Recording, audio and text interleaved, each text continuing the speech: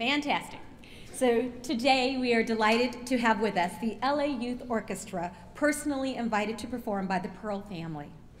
They will be performing a world premiere piece written and conducted by Russell Steinberg, bringing along soloist Limor Toren-Immerman. The Los Angeles Youth Orchestra is a creative environment where young musicians from the Los Angeles area come together to rehearse and perform symphonic music alongside professional musicians. The Los Angeles Youth Orchestra is a true youth orchestra, not a college or post-college age group. It now includes between 80 and 90 students ranging in ages from 8 to 18 from more than 60 schools in the Los Angeles area. It serves students who attend schools with full music programs and many other students who come from schools without any music programs at all. The diversity of the students is a strong reflection of contemporary Los Angeles. Students all have in common a love for music and a willingness to spend their Sunday afternoons rehearsing and playing together. The piece will be accompanied, yes, that's a big deal. Yes.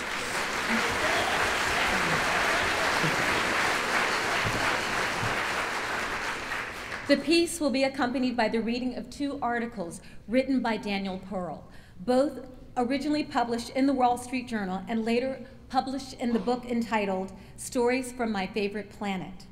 The first article, Tears from Kosovo, will be read by Joseph Kirkby-White, and the second, Missing Violin Tango, will be read by Mieko Hillman. Ladies and gentlemen, Russell Steinberg and the Los Angeles Youth Orchestra.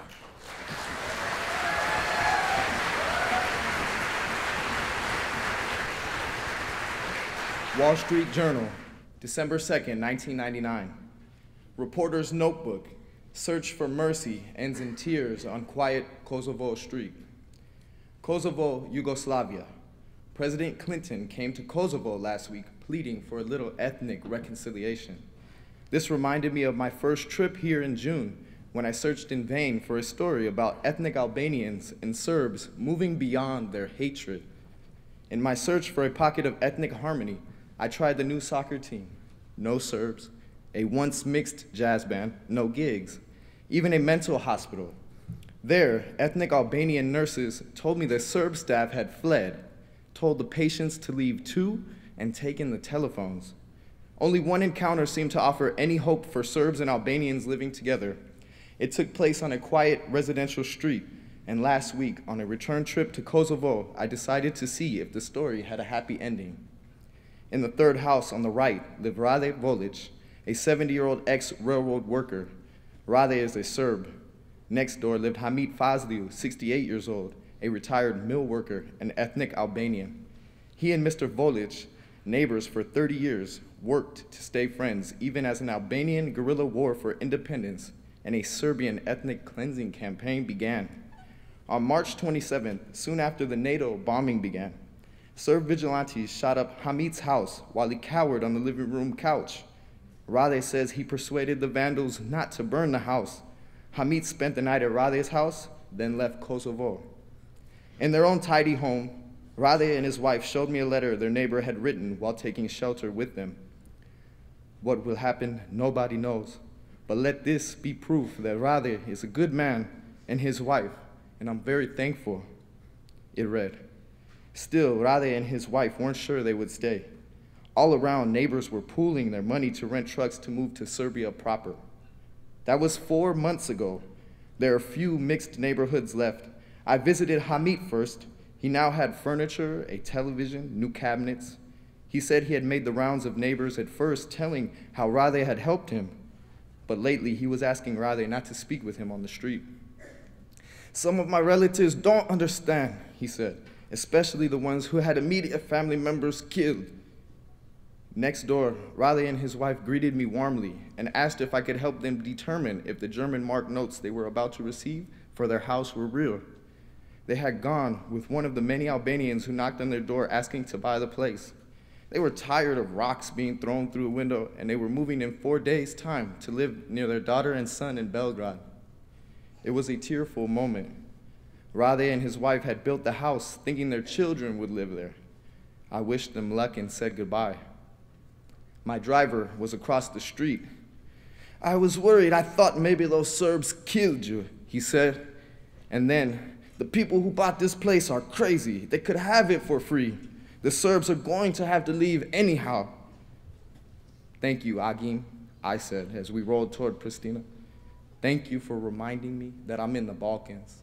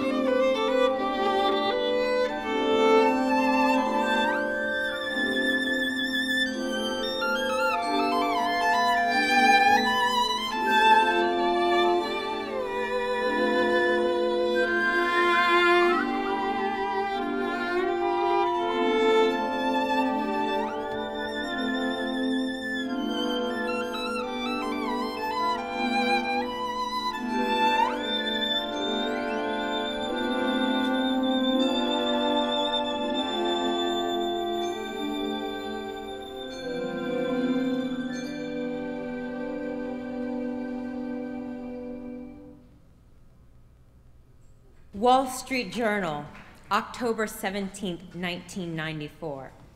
Missing violins case.